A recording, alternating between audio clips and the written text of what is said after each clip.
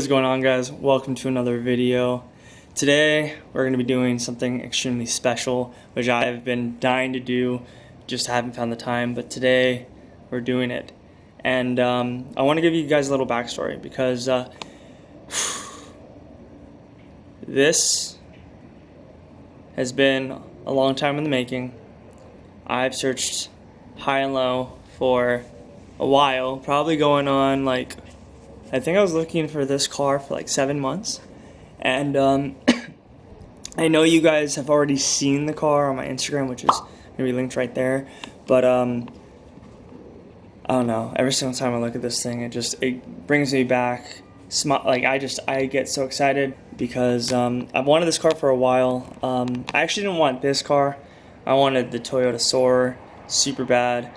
Went into trying to get that, however, I wasn't down to put $20K in as a loan to get a car from Japan because about 3 years ago, or no, 2 years ago now, because of the 25-year rule, it would have been a lot cheaper to get over here. But you know, people weren't trying to get them as much as they are now. And sorry, guys. Quick thing. Sorry for all the road noise. The house is on a main road, and full disclosure, there is no battery in the car because the battery died. It's currently at the Autoport store being charged. I'm hoping it holds the charge. I think it came back as a good battery when they tested it, but I think the cell's gone bad because it's not turning over, and I've been driving this whole time, so I'm hoping the alternator's good. Back to the story. So I was looking on Facebook Marketplace because I wanted the Toyota Soarer so bad that I was like, you know what, we're gonna get the USDM chassis because they're the same car besides the drivetrain and the engine, obviously, and the transmission if you got the 5-speed. But the Toyota Soarer came with the 1JZ GTE. I believe it was a twin turbo setup, which is the 2.5 GTT. It also came with the R154 transmission.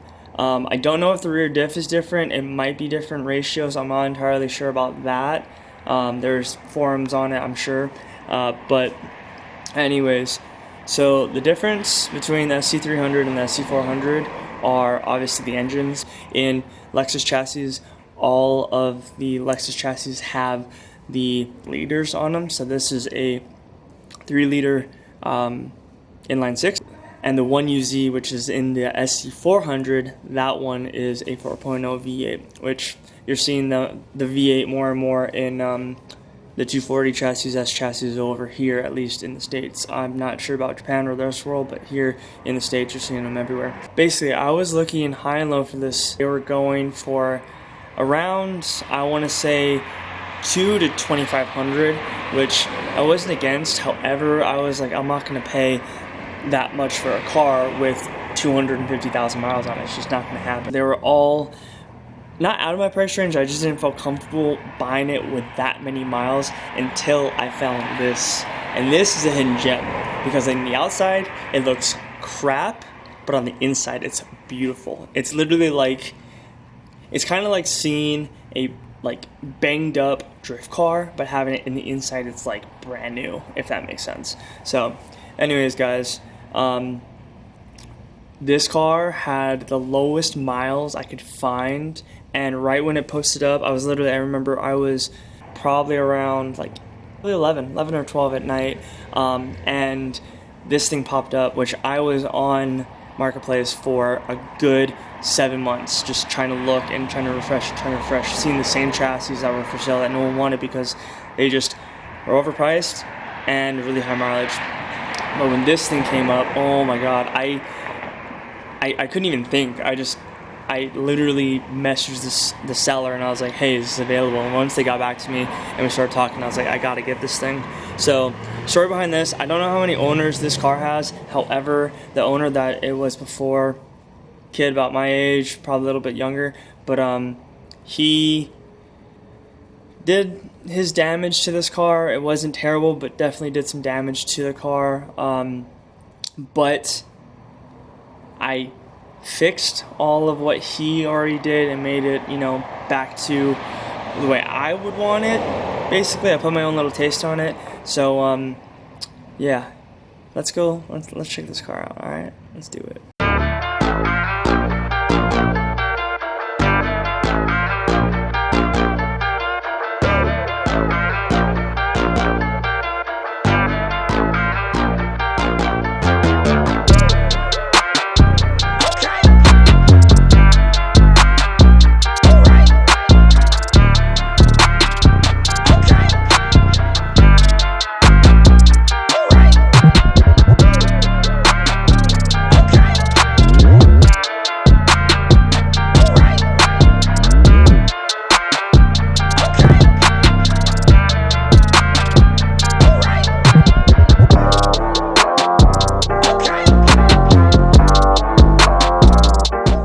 So due to it being so cold, I'm gonna just get in the car and kind of show you guys what makes this car so special to me. Alright, I will show you the cluster and all that stuff later on in the video because, like I said before, I don't have a battery in it. I was wondering why it smelled like rubber, and I think I found out why. I totally forgot there was a tire in the back, and the reason why that was back there is because I actually just got new wheels new to me, wheels for this car, and that tire had a bad bead, and so it didn't sit right, so it actually ended up popping the bead while I was driving home, and almost actually, oh no, it didn't almost, it spun me out, kicked the rear end out, and I had to counteract the steering wheel to be able to stay front, because if not, the back was going to whip me around. And bear in mind, there wasn't a lot of traffic, but there was still enough that there was people around me, and I really, in my head, I was like, this is how I totaled this car, and I really didn't want that because, I mean, this car is so special to me, and it has so much more that I'm doing to it. So anyways, let's talk a little bit about this car. The thing I love and hate about this is the interior is awesome. The interior is also like 25 years old, which I didn't mention this before. This is a 1995 Lexus SC300. And so what makes this so special to me is because I was born in 95. And so this car I actually haven't checked the date of when it was manufactured. Let's do that right now. Oh my god. What? Okay, I'm not gonna lie. That just got me excited. So this car was manufactured in April of 95. This car is older than me by a month, because my birthday is March of 1995. I had no idea. That actually, that is the coolest thing ever. Oh my god, that's so cool. Wow, that is so sick. So this car was manufactured a month before I was born. Sometimes things just are like that. That's just the coolest thing ever. I mean, it just adds to the story of this car, which I think is amazing. It's a automatic because automatics come factory in the US.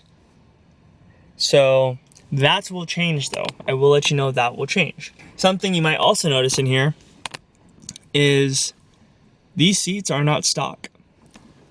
That is because I have a really good friend named Alex, I'll put his Instagram right here, that has a 1994, I believe. He'll probably correct me if I'm wrong if he watches this, but it's a right-hand drive Toyota Supra, and it was an automatic that he converted to manual via a R154 swap. These were in his Supra, and he got Corbeau or Carabo. I don't really even know how to say it, but I'll put the name right here. Once you see it, you'll know exactly what I'm talking about. Those are the seats that he ended up putting in his. So I reached out and asked, hey, can I get your right-hand drive seats? Because he put them up on social media, and I didn't know who he was. Like, I literally did not even know him. Like, we never met. We just knew about each other in the community. So we met, and I picked up these Toyota Supra OEM seats. No scratches, nothing. There's not even stains on these things. These things are perfect. And the thing I love about these seats is that the passenger side in Japan, which would be the driver's side here, they made it so that the passenger side seat was by lever. So it's a manual sliding seat, which basically means that it doesn't have any motors in it, which makes it lighter, which is nice. But also, this thing hugs you. Like, I don't know if you can see the shoulders, but it hugs you. And not only does it hug you, it actually drops you down in the seat about probably a quarter or a half an inch lower than the OEM, because the OEM ones are obviously, it's like a couch, so it puts you up higher. And let me tell you, those OEM seats, I know they're luxury, but those things are not only heavy, but they rip so quickly. My personal seat had a hole in where the driver's, where your butt would go, and so literally I was sitting about the same, I was sitting at the same height in that seat as I was sitting in this one, because it dropped me down another inch because of that hole. Also, those seats are just, they aren't comfortable. It's like sitting on a couch that really, like, have you ever been on a couch that like wants you to slide off? Like, it basically pushes you off. That's kind of how those seats were. So that was the first thing that had to go. Literally, once I got the car, I was like, these have to go. So that's the first thing that I changed. And I did get the motor in the driver's seat, which is the passenger seat in this car. I did get it fixed. However, I got one side fixed, not the other, because I forgot. In my head, I was like, oh, if I just do one of the gears, it'll magically make the other gear work.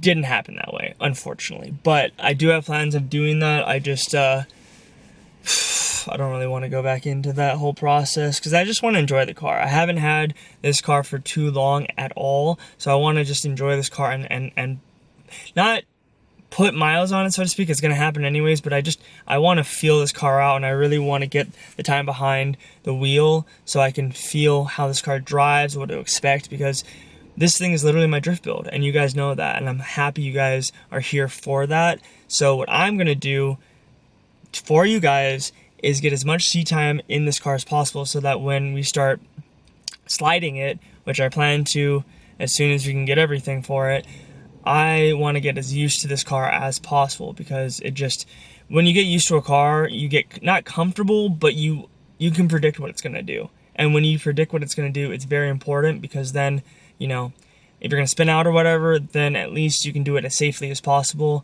And obviously, guys, when you drift or slide or whatever term you want to do, please go in a safe place, and please don't harm other people. And if you're asked to leave, just leave. People are really cool about it usually, and if you leave and come back, you know, probably an hour or 2 hours after, they usually don't care. So, and if they do, then they're probably not going to let you come back to that spot. So don't burn spots out. Please don't burn spots out. Yeah, so that's all I'm going to say on that subject. What else? So the seats, I also fixed the steering wheel gear in the tilt wheel, if that makes sense. Basically, all Lexuses come with this gearing that makes it so you can tilt it down and you can tilt it up, instead of having like the tilt lever that you push down or push up and you can tilt it that way. It has a tilting motor in it. There's so many videos of how to do that repair that I decided not to do it, but basically I will give you the hint of, you just have to get washers. Get washers that'll fit, and you basically have to open up the gear, which is pretty easy to do, and then you basically have to sandwich that plastic gear in there with some metal washers and put the nut back on. So what that in turn does is, when you activate the motor that goes, like, it has little, kind of like a staircase, if that makes sense. Like, it just has little grooves in it that twist. What it does is that actually grabs onto the plastic gear and it spins it back and forth. So when the gear is not actually set in there correctly, it's just the motor's gonna spin, but then that gearing won't spin and will let your wheel, your steering wheel tilt up and down. Also, I got extremely lucky. I don't know how I did, but if you guys notice as well, and the tire back there, if you guys notice, this car has black interior, which is probably one of the hardest things to find. Usually it's tan, or I believe it's like a beige, like a light tan and a beige, like a khaki almost.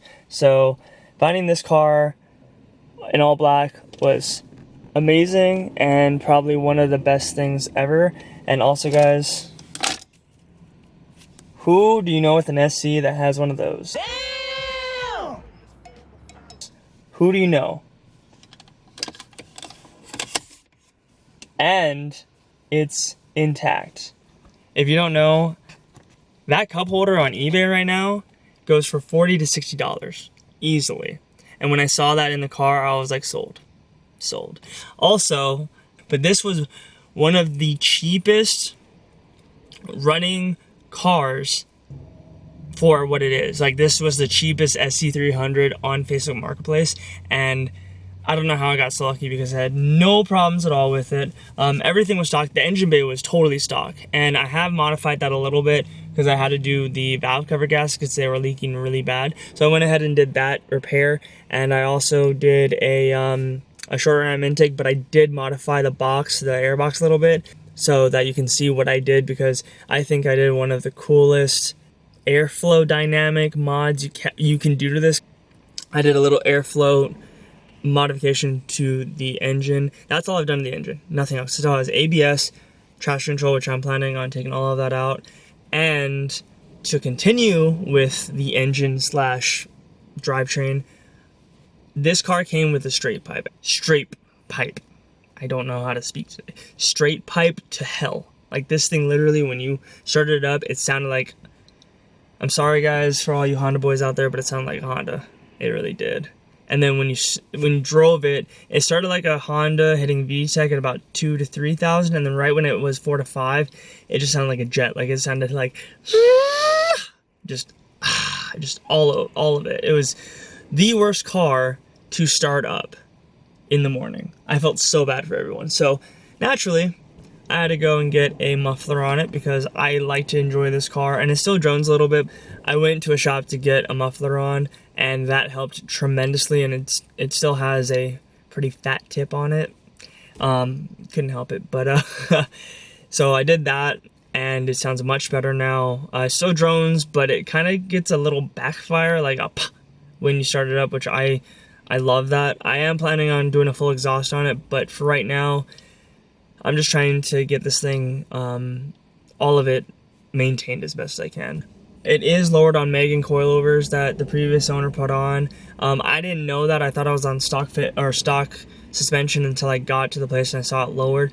They did raise it up a bit, so I actually went ahead and I lowered it down just a couple of notches, which then entailed me to have to go ahead and do the wiring harness relocation, which in this car, I'm sure all you guys know how fun that is, because you have to take the fender off and all of that, which didn't take me that long, but just trying to make it look OEM like it was meant to be there and meant to happen, that took a while. But I'm very glad that I did what I did, because it looks like it wasn't even touched. And then I also went ahead and put the washer bottle back in the OEM spot, because once I go turbo with this car, which yes, I will be doing that, we'll talk about that more later, but once I go turbo, I'm going to be using that as a water squirter, washer bottle tank, I think that's what I'm going to call it.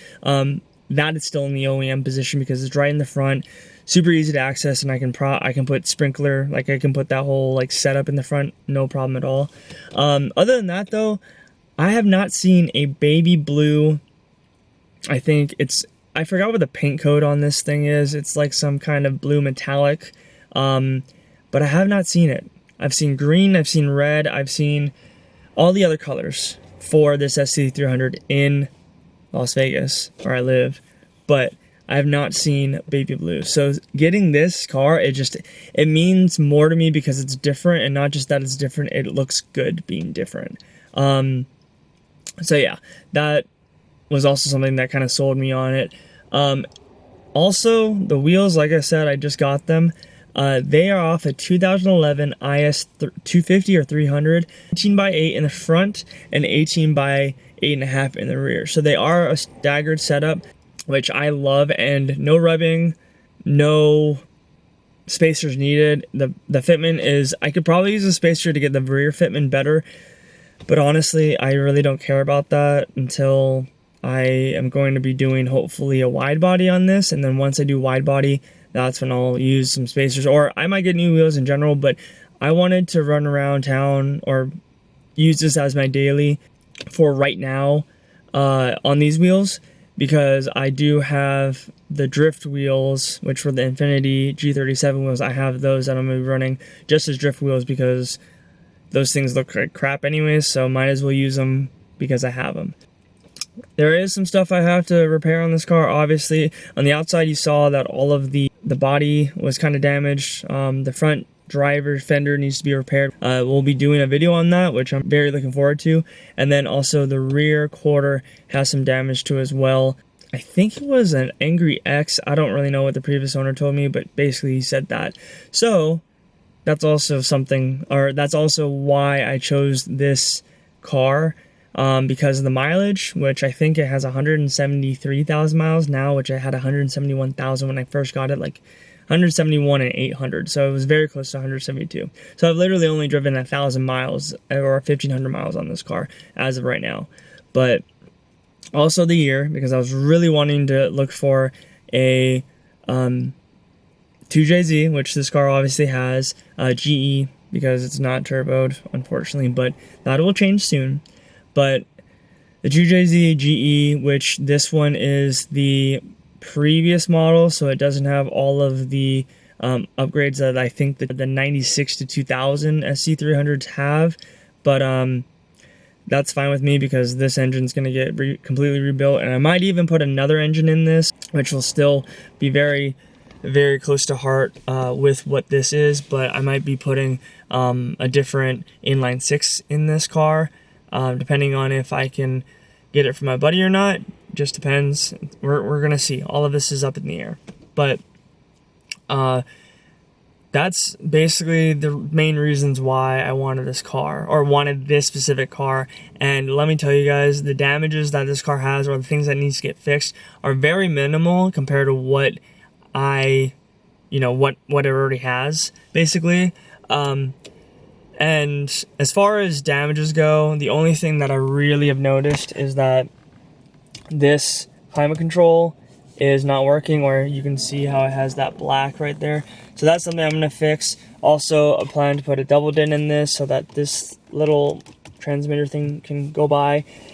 And then this right here, all of this is going to be out, and I have another transmission going into this here. Also, if you haven't already, shame on you, but go ahead and like, subscribe, and comment. I would appreciate it, which I'm sure you guys, if you guys know, then you know. If you guys don't, I'll be doing a video on all of that as well, because I just want to keep the excitement on this.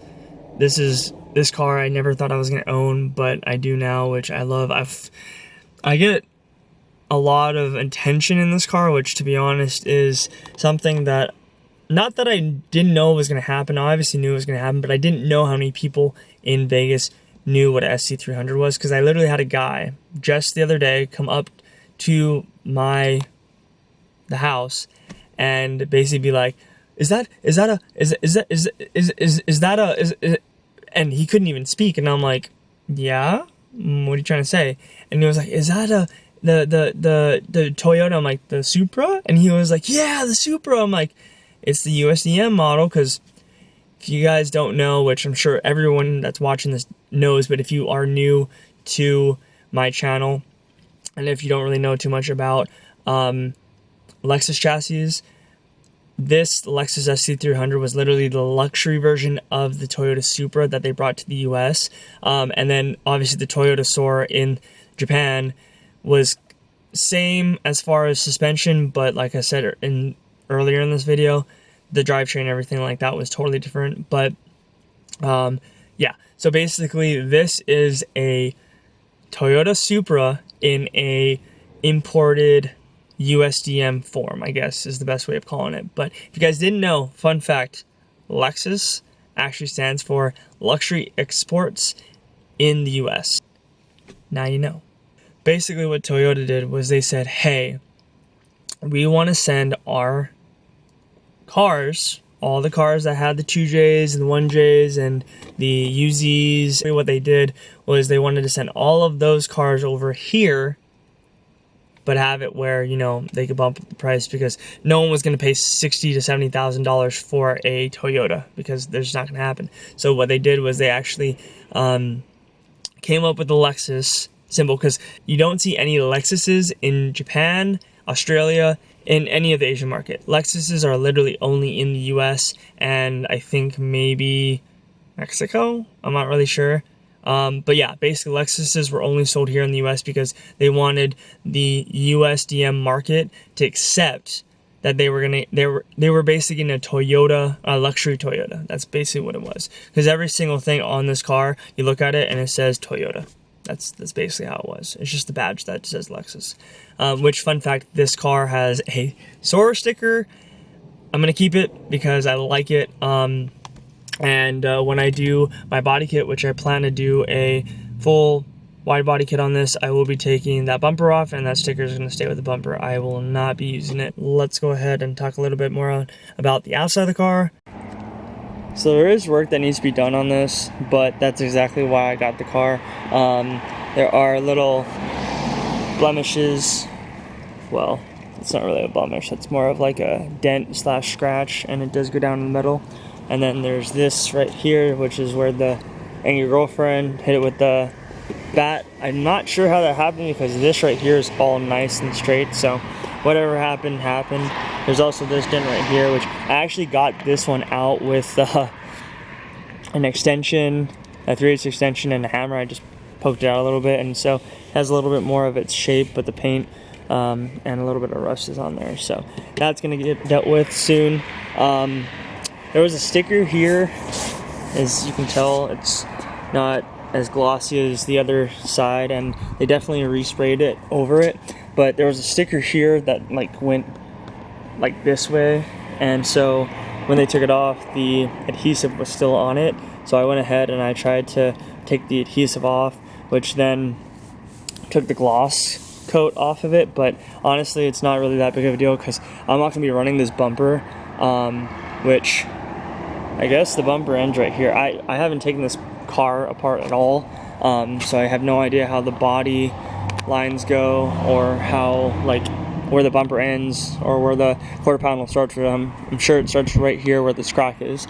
But so this bumper is going to be gone, and then I will be getting another bumper. I'm probably going to take all the emblems off too, because not that I don't like emblems, the SC300 might stay, but I might put a SOAR one on just for, you know, just for the boys, you know what I mean? Like this, I'm trying to make this a left-hand drive Toyota Sora. That's my plan. Even though it's a Lexus, that's like what I want to do, because having a Toyota Sora is my dream car, and I'm probably going to get one in the future, but right now it's just not going to happen. But so other than that, everything else is nice. This blue just shines, and look at him with the wheels too. Like, jeez.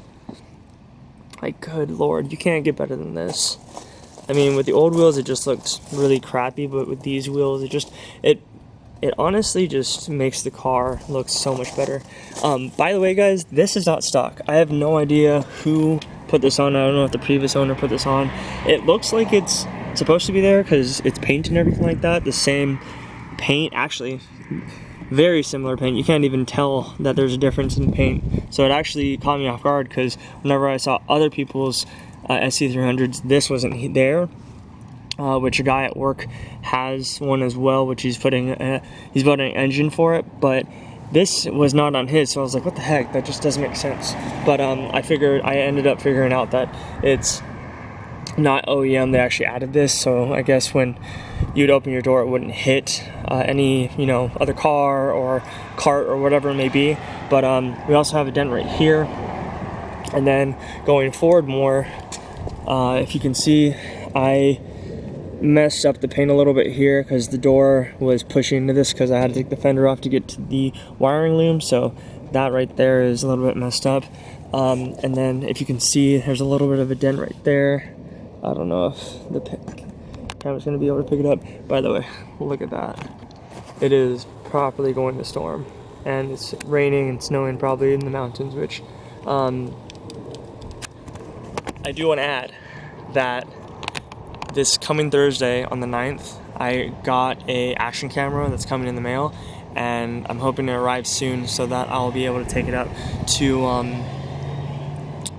our local mountain and get some footage of us, like first time we go to the mountains this next month. So I'm really excited for that, so stay tuned for that. But anyways, getting back to it, I will be upgrading these brakes. I haven't the slightest idea if I'm going to go LS400 or Super Twin Turbo brakes. Probably the latter, because I want to do everything on this build correctly, so the Super Twin Turbo calipers might be the way to go. But this is another thing that I can't stand with this car. It's like, you're going to put an inline 6, and despite it being a 95 and it being, you know, older by 25 years, you're going to put an inline 6 motor that you know is going to be putting down at least 250 horsepower from from like stock from the manufacturer, which I don't know if the GE has a different power output. I'm sure it does from the GT. I'm not sure if the GE, I'm not sure if the 250 horsepower counts for the GE. I'm sure it's just the GTE. But anyways, they're gonna put an inline 6 into this car, but then have the smallest front brakes and calipers in the world, which I don't understand. But I did renew, and I took all the dirt off this, not the rears, just the fronts, because I just wanted to do it. It was just kind of a fun project for me. But these wheels look so much better. I wanted to get some Lexus ones, so I had to get these. They make the car look so much better. I will be doing a little bit of a refresh on them so they look a little bit better. That'll hopefully come in time. We'll see. This right here is the biggest gripe I have. Apparently it was a part of a hit and run, and this all got crunched. If you can see, I'll give you a better angle. This all got crunched, so all of this actually got pushed in. I took the same extension and I popped it out, so all of this right here, you can see the bumps. You can feel the bumps better, but you can see the bumps that basically when it got pushed in, just this whole bracket, everything just got crunched in. The bumper doesn't really line up anymore, as you can tell, but this bumper and this is going to get replaced. I already have another fender that I'm going to be putting on, because sometimes it's just easier to do replacing fenders instead of doing the bodywork, because this, you can make it better, but the more you mess with metal, or the more you tinker with metal, you try to play with metal, I guess, the weaker it gets. I took this out a little bit so that you can kind of see that there's a little valley right here going across, but this is all going to get replaced. This whole fender is going to get replaced with a new one, which is in way better condition. The headlights, I did go ahead and restore this main headlight. The high beams were fine, so I didn't do anything with the high beams. With the headlight and the fog lights, I did actually go ahead and restore them, so they look a lot better than a 25-year-old car does. But I put high beams and low beams from Lost Fit Auto, so that makes everything much better. I do need to change the angle so it points up more instead of down, because when you're driving it literally points to the road, it doesn't point up, so that'll come in time. Everything on this car is a work in progress, which I love because I get to do everything on it, and for the price I got it for, I was perfectly fine doing that. Like, that's not something I had an issue with at all. The other thing that I did go ahead and fix were the hood and trunk struts, which I'll show you that right now.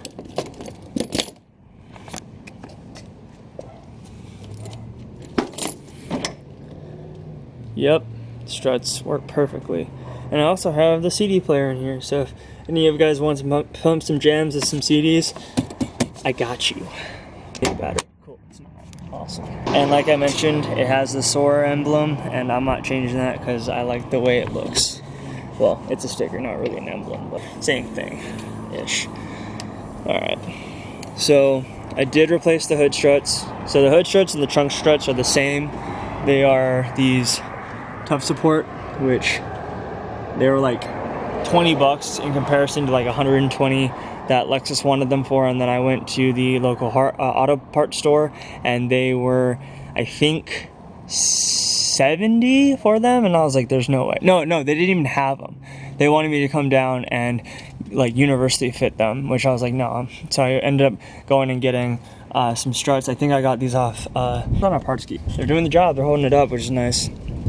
And then I also went ahead with the valve covers. This is super dusty. I have to clean this all off with a rag, but it's hard to get to because this contraption's here, which I'm going to be taking that out as soon as possible.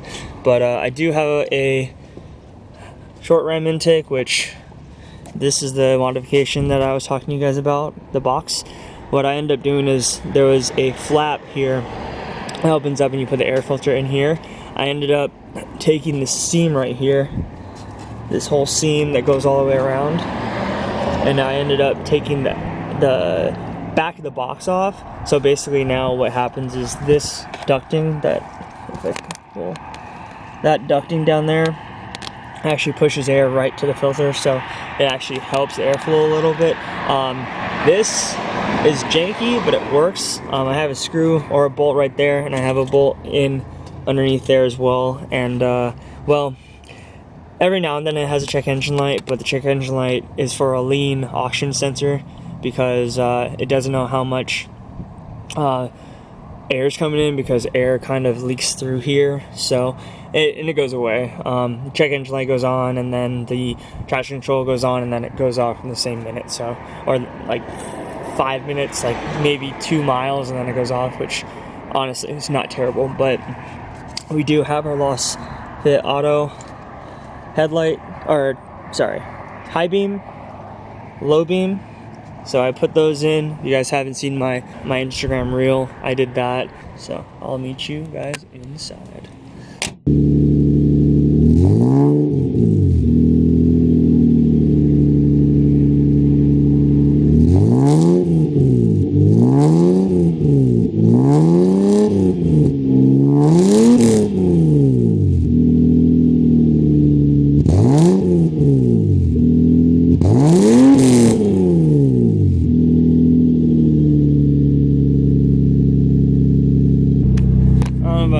But damn, that's loud.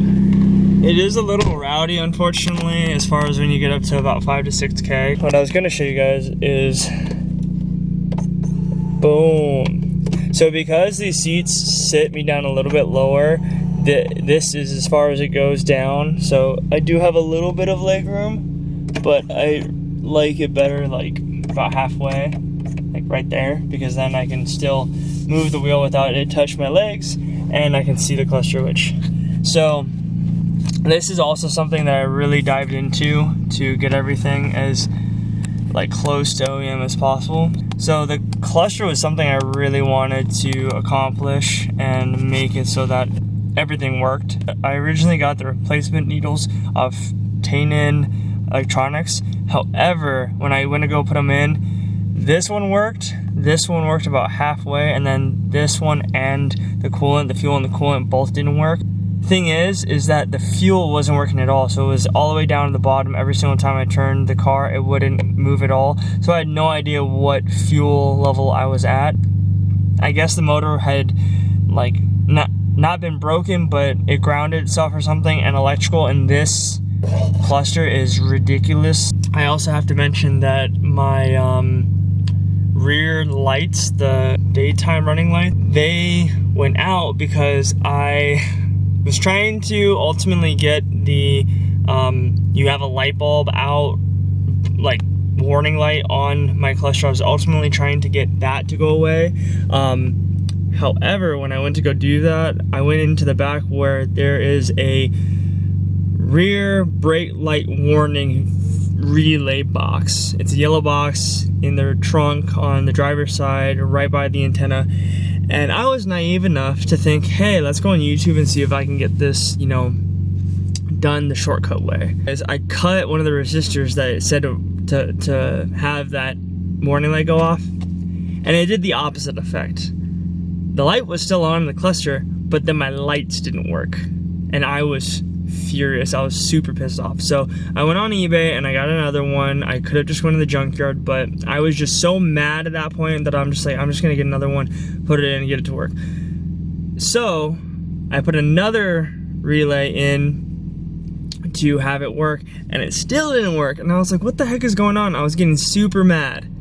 Ended up being the relay on the kick panel that I had to replace as well. So I ended up replacing that. Went to the junkyard, got a relay, put it in. Everything works now. Everything on this car is going to take time because I want to do it myself to learn about the car, but not only just that, I want to show you guys that it's very, very accomplishing feeling. You feel better about things when you do them because then you're not wasting a lot of money, which some people do with shops, which nothing wrong with shops.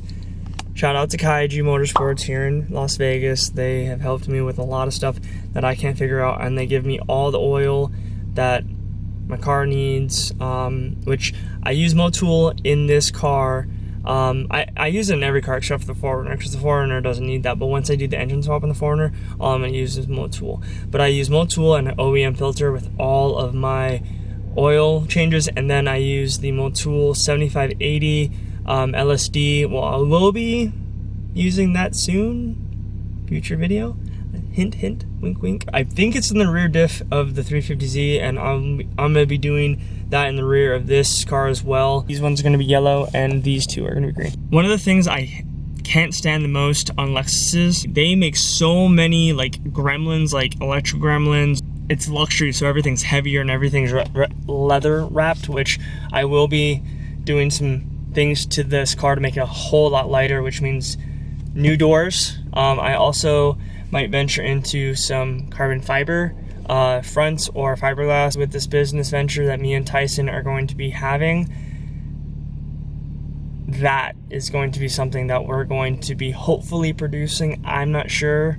Again, I don't want to give anything away to you guys. I just want to give enough so you guys will be interested and keep coming back because we're doing a whole lot of cool stuff. I'm going to post anyways, but liking, subscribing, and commenting will definitely mean a lot to me. Every single one of you guys subscribed already. I appreciate all of you. Friends, strangers, bots, whatever. It means a lot to me, and it means that you guys enjoy the content I put out. If it weren't for you guys watching this, I mean, I wouldn't be able to do the crazy things that I do, living a life that you are always excited about and not working a day in your life, because that's the goal. That is the goal here, is to have it where we bring the Aloha spirit to you guys through the channel, through the work we're doing, through the business, and through every single video we post here. We are back with not making an outro. So I hope you guys enjoyed this video. I'm super sorry about it being so long, but I really wanted to get through every single point of interest that makes this SC so special to me. I kind of was cool, it rhymed. But I hope you guys have a great new year. Happy New Year's to you guys. And with that being said, be safe, stay stoked, and I'll see you guys in the next year. Always stay positive, guys, and stay true who you are. Shoots!